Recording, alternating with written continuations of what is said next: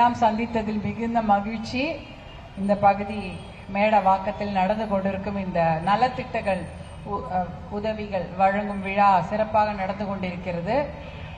இந்த நிகழ்ச்சியில மேடையில் இருக்கக்கூடிய அத்தனை என்னுடைய அன்பு சகோதரர்கள் என்னை வாழ்த்தி பேசினார்கள். அவங்களுக்கு என்னுடைய மனமார்ந்த நன்றியை தெரிவித்துக் கொள்கின்றேன். ஏன்னா வாழ்த்து வாங்குறது, அதுவும் பிறந்த நாள் அன்னைக்கு வாழ்த்து வாங்குறது பெரிய விஷயம். நீங்க எல்லாரும் என்ன வாழ்த்துனாங்க. அதை விட நீங்க எல்லாம் உங்களுடைய ஆசீர்வாதங்களை வழங்க எனக்கு வந்திருக்கீங்க. எனக்கு அது ரொம்ப சந்தோஷம். உங்களை எல்லாம் பார்த்துல அது மிக மிக மகிழ்ச்சி. ஏன்னா பிறந்த நாள் அன்னைக்கு இத்தனை பேரை பார்த்து அவர்களுடைய ஆசீர்வாதங்களையும் அவர்களுடைய வாழ்த்துக்களையும் வாங்குவது என்பது ஒரு மிகப்பெரிய கொடுப்பனை. அது இன்னைக்கு எனக்கு கிடைச்சதுக்கு மிகுந்த மகிழ்ச்சியை தெரிவித்துக் கொள்கின்றேன். இந்த விழாவை சிறப்பித்துக் கொண்டிருக்கும் அனைவருக்கும் மனமார்ந்த நன்றி.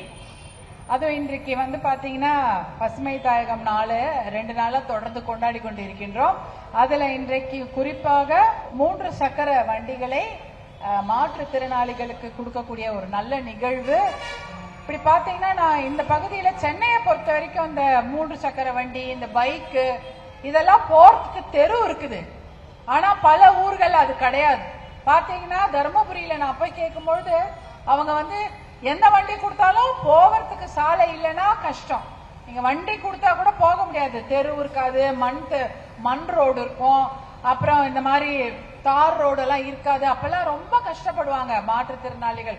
அந்த பகுதியில் அவங்க நடந்து அவங்க சாலையை கடப்பதற்கே ரொம்ப சிரமமா இருக்கும். வீட்டுக்குள்ளேயே அடைபட்டு இருக்கக்கூடிய நிலைமையெல்லாம் நான் பாக்குறேன். ஆனா சென்னையில நமக்கு ரோடு இருக்கு. ஆனாலும் மாற்றுத்திறனாளிகளுக்கு சிறப்பு வசதிகளை செய்து தர வேண்டும் என்று பாட்டாளி மக்கள் கட்சி தேர்தல் அறிக்கையில நாங்க கொடுத்திருக்கிறோம். தேர்தல் அறிக்கை மட்டுமல்ல, ஷேடோ பட்ஜெட்னு சொல்லிட்டு, அதாவது ஒரு நிதிநிலை அறிக்கை, அதுலயும் மாற்றுத்திறனாளிகளுக்கு சிறப்பு சலுகைகள் எப்படின்னா ரயில்வே ஸ்டேஷன், பஸ் ஸ்டாண்டு இதுக்கெல்லாம் தனியா வழி இருக்கணும், சாலையில அதுக்குன்னு அவர்களுக்கு தனியாக பகுதி இருக்க வேண்டும். அந்த மாதிரி எத்தனையோ விஷயங்களை நாங்க எங்களுடைய பாட்டாளி மக்கள் கட்சி தேர்தல் அறிக்கையில கொண்டு வந்திருக்கோம். ஏன்னா நான் இதெல்லாம் அந்த மாற்றுத்திறனாளிகள் அப்படின்னு சொல்லக்கூடிய குழுக்கள்ல இருக்கக்கூடியவங்க எல்லாம் என்கிட்ட சொல்லுவாங்க, ரயில்வே பட்ஜெட் போடும்போது அதுல இருக்கக்கூடிய குறைகளை எல்லாம் சுட்டி காட்டுவாங்க. நீங்க உடனே அதை பத்தி லெட்டர் எழுதுங்கன்னு. மருத்துவர் அன்புமணி அவர்கள் பாராளுமன்ற உறுப்பினராக இருப்பதால் உடனே அதுக்காக லெட்டர் எழுதி போடுவார். ரயில்வே நீங்க பட்ஜெட்ல இதெல்லாம் சொல்லிருக்கீங்க, ஆனா மாற்றுத்திறனாளிகளுக்கு அவர்களுக்கான சிறப்பு சலுகைகளுக்கு பட்ஜெட்டே ஒதுக்கல அப்படின்ற விஷயத்தெல்லாம் நாங்க பதிவு பண்ணி அனுப்புவோம். ஏன்னா அவங்க அதை விட்டுடுவாங்க. ஏன்னா கண்டிப்பா தேவை. நீங்க வண்டி வாங்கி கொடுத்தா போறாத, ரோடு இருக்கணும். அதே போல பஸ் ஸ்டாண்டுக்கு போனேன்னா எப்படி போவாங்க? தாழ்தள பேருந்து இருக்கணும். இப்ப நிறைய பேர் வயசானவங்க இருப்பாங்க, குழந்தைங்க இருப்பாங்க, அவங்க காலை தூக்கி மேல வச்சு பஸ்ல ஏற முடியாது. அவங்களுக்குன்னு காலை வச்சு ஏறுற மாதிரி முட்டி அதுக்காக படி இருக்கணும். ஏர்போர்ட் போறோம், ஏர்போர்ட் போனா கூட நீங்க பாத்தீங்கன்னா 3 சக்கர வாகனத்துல அவங்கள கூட்டிட்டு போயிடுவாங்க. ஆனா அந்த பஸ்ல ஏற்றவே முடியாது. அந்த 3 சக்கர வாகனத்தை 2 பேரு 2 ஏர்போர்ட் செக்யூரிட்டி ஆபீசர்ஸ் யாராவது அந்த 3 சக்கர வாகனத்தை ஏத்தி உள்ள அந்த சக்கர நாற்காலி ஏத்தி உள்ள வச்சாதான் போகும். அந்த மாதிரி நிறைய பிராக்டிக்கல் டிஃபிகல்டிஸ் நிறைய. ஒரு நாளைக்கு அதாவது வெளியில போனா இவ்வளோ கஷ்டம் இருக்குது. அவங்க எப்படி போவாங்க? சத்தம் கேட்குமா? சத்தம் கேட்காதா? தெருவுல எதற்கு திடீர்னு குறுக்க வந்தா பார்வை தெரியுமா தெரியாதா? இருட்டுல கண்ணாடி போடலனாலே எவ்வளவு கஷ்டமா இருக்கு. டிவி பார்க்க முடியல, எழுத படிக்க முடியல, பஸ் நம்பர் பார்க்க முடியாது. அப்படி இருக்கும் பொழுது கண் பார்வை குறை உள்ளவங்களுக்கு எப்படி அவங்க வெளியில வருவாங்க போவாங்க? அதே போல காது கேட்கலனாலோ இல்ல அந்த சத்தம் கேட்கலன்னா பக்கத்துல ஹார்ன் சத்தம் கேட்டா கூட கேட்காது. அப்ப எப்படி இருக்கும்? டிவில ஏதாவது பார்த்து ரசிக்கணும். நீங்க பாப்பீங்க, ஒரு சினிமா பார்க்கணும், ஏதாவது ஒரு செய்திகளை பார்க்கணும், ரசிக்கணும்னா கூட முடியாது. இப்படி எத்தனையோ குறைகள் இருக்குது.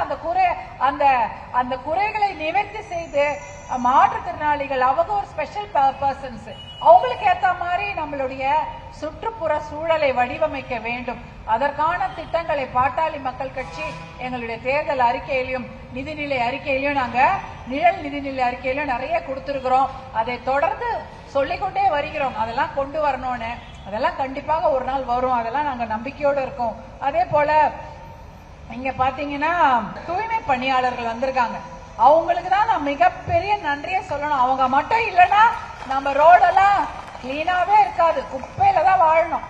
அவ்வளோ பெரிய நல்ல வேலையை செய்து கொண்டிருக்கிறார்கள். நான் அப்படித்தான் ஒரு வாட்டி விஜயவாடா போயிருந்தேன். பாத்தீங்கன்னா மத்தியானம் கூட கிளீன் பண்ணிட்டே இருக்காங்க, வெயிலே பார்க்காம அவ்வளவு சுத்தமா. அந்த ஒரு பகுதி கார்பரேஷன், அது ஒரு சின்ன கார்பரேஷன் தான், அதை சுத்தம் பண்ணிட்டு இருக்காங்க. அத மாதிரி எப்ப பார்த்தாலும் வெயில் மழை எதுவா இருந்தாலும் அந்த நகரத்தை தூய்மையாக, அந்த ஊரை தூய்மையாக வைத்துக் கொள்ளக்கூடிய நம்ம தூய்மை பணியாளருக்கு மனமார்ந்த நன்றிகள் இந்த நேரத்தில் தெரிவித்துக் கொள்கிறோம். நீங்க இல்லைன்னா அந்த ஊரே உட்கார்ந்து வாழ முடியாத நகரமாக ஆயிடும். அவங்க இருக்கிறதுனால தான் இந்த நகரம் நன்றாக இருக்கிறது. அவர்களுக்கு மனமார்ந்த நன்றிகள். அவர்களுக்கு உதவிகள் வழங்கிடும், நிறைய செய்யணும். நான் ஒரு தூய்மை பணியாளர் நிகழ்ச்சி போயிருந்தேன். என்கிட்ட அத்தனை கோரிக்கைகளை வச்சாங்க. அவங்க டெம்பரரி ஜாபை வந்து பர்மனன்ட் பண்ணணும், அவங்களுடைய சம்பளம் ஏற்றி கொடுக்கணும், ஓய்வூதியத்தை அதிகம் செய்து கொடுக்கணும் போன்ற நிறைய விஷயங்களை செய்ய அவங்க என்கிட்ட சொன்னாங்க. ஒரு கடந்த வருடம் நினைக்கிறேன், இதே செங்கல்பட்டுல ஒரு பெரிய போராட்டம் நடந்தது. அந்த இடத்துல மருத்துவர் அன்புமணி போய் தரையில உட்கார்ந்து அவங்களோட பேசினாங்க. வேற யாருமே டிவியில கூட அது போடல. அந்த மாதிரி ஒரு போராட்டம் தூய்மை பணியாளர்கள் செய்யறாங்க அப்படின்னு பாதி பேருக்கு தெரியவே இல்லை.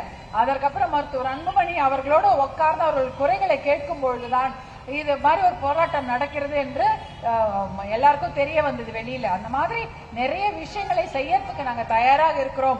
உங்களோடு தோள் நின்று தோள் கொடுக்கும் கட்சி தான் பாட்டாளி மக்கள் கட்சி. பசுமை தாயகம் சார்பாக இத்தனை நிகழ்ச்சிகளை நாங்க செய்துட்டு இருக்கிறோம். இந்த குடிநீர், இதாவது ஒரு பள்ளிக்கூடத்துக்கு சுத்தமான குடிநீர் வழங்கக்கூடிய இந்த குடிநீர் அந்த அந்த ஆர்ஓ சிஸ்டம் கொடுத்திருக்கிறாங்க. சுத்தமான குடிநீர் என்பது நம்ம எல்லாருக்கும் உரிமை. குழாவை திறந்தா சுத்தமான குடிநீர் கிடைக்கணும். 10 ரூபாய் கொடுத்து பாட்டில் வாங்கி குடிக்கிறது கிடையாது. சுத்தமான குடிநீர்னா குழாவை திறந்தா நல்ல தண்ணி வரணும், பம்ப் அடிச்சா நல்ல தண்ணி வரும், அந்த தண்ணியை நம்ம குடிக்கணும். அதுக்குதான் நமக்கு உரிமை. இன்னைக்கு வந்து கெட்டு போயிடுச்சு, தண்ணி கெட்டு போயிடுச்சு, காத்து கெட்டு போயிடுச்சு, நல்ல காத்தோ நல்ல தண்ணி கிடைக்கல. அதற்கு காரணம் நம்மளுடைய சுத்தி இருக்கக்கூடிய சுற்றுப்புற சூழலை நம்ம சரியா பாதுகாக்காம விட்டுட்டோம். இந்த பகுதி மேடவாக்கம் வந்து பள்ளிக்கரணை என்ற ஒரு மிகப்பெரிய வரம் இருக்கக்கூடிய இயற்கை வரம் கொடுத்த பகுதி. இந்த பகுதியில 20 வருஷத்துக்கு முன்னாடி மோட்டார் சைக்கிள் பேரணி, இருசக்கர வாகன பேரணியில எதுக்கு செஞ்சாங்க? பள்ளிக்கரணை என்ற சதுப்பு நிலத்தை பாதுகாக்க வேண்டும். சதுப்பு நிலம்னா என்ன? நிலமும் இருக்கும், நல்ல தண்ணியும் இருக்கும், உவர்ப்பு நீர், அதாவது அந்த உவர்ப்பு நீர்னா அந்த தண்ணியும் இருக்கும், அதுதான் சதுப்பு நிலம். அந்த நிலத்தை பாதுகாக்கலன்னா நமக்கு எல்லா ஊர்லயும் தண்ணி நிக்கும். மழை பெய்தா எங்க போகணும்? மழை பெஞ்சா கடலுக்கு தானே தண்ணி போகணும்.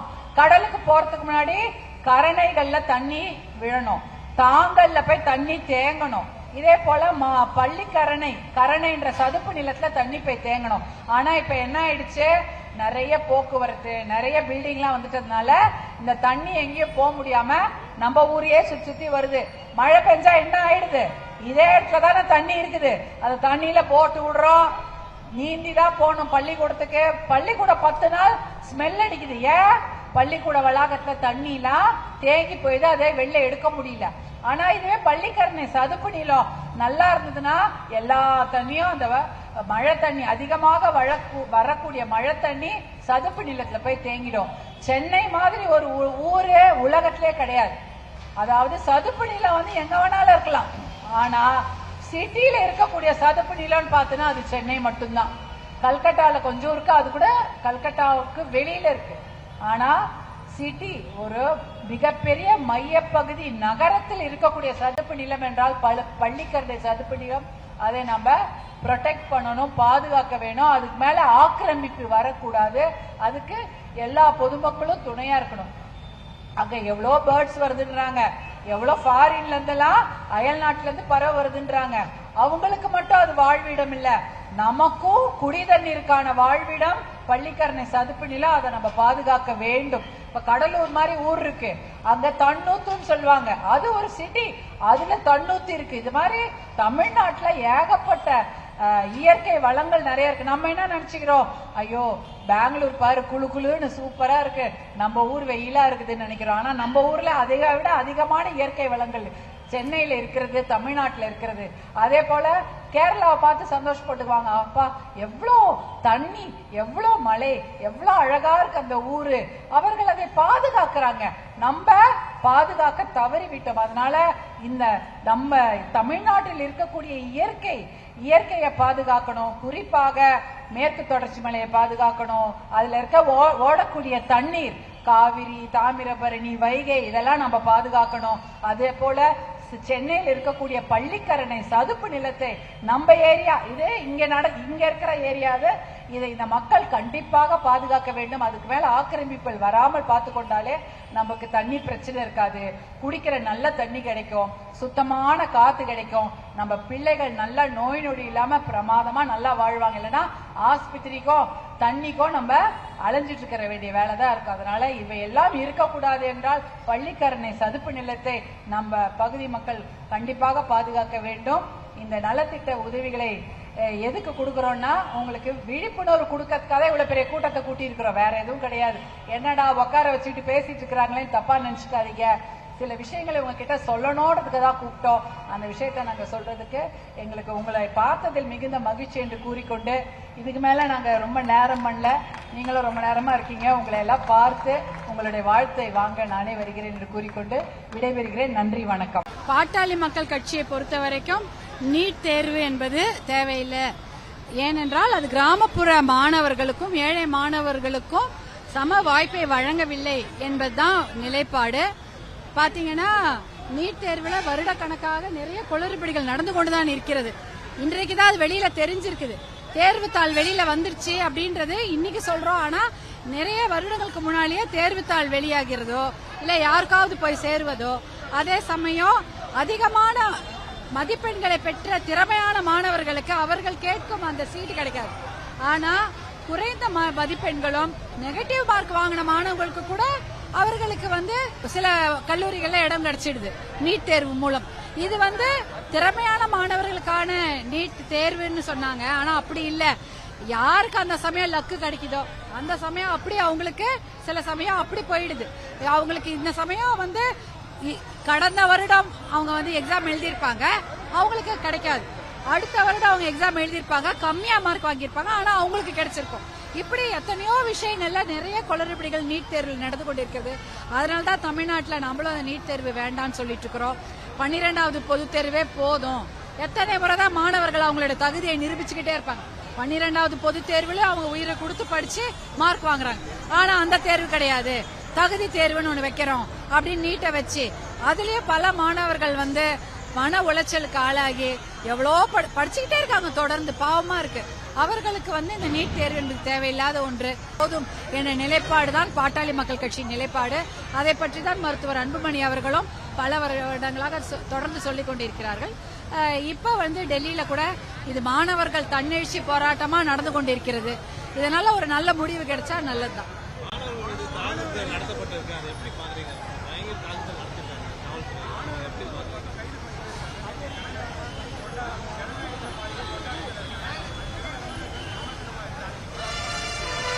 அதாவது எப்பயுமே ஒரு போராட்டம்னா கைது நடவடிக்கைகள் நடக்கும், ஆனா அத்துமீறல் நடக்கக்கூடாது.